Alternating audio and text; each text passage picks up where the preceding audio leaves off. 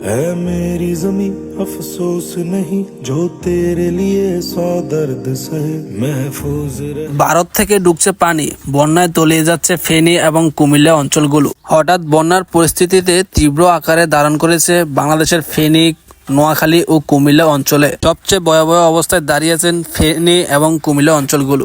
বন্যার পানিতে তলিয়ে গেছে বাড়িঘর, রাস্তাঘাট এবং ফসল জমি।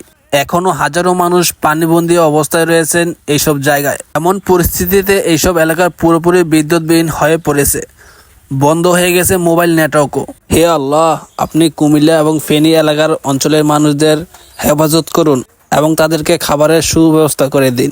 ভিডিওটি যদি আপনাদের কাছে ভালো লেগে থাকে অবশ্যই ভিডিওতে একটা লাইক দিয়ে ভিডিও শেয়ার করে দিন। है दिल की आरज़ू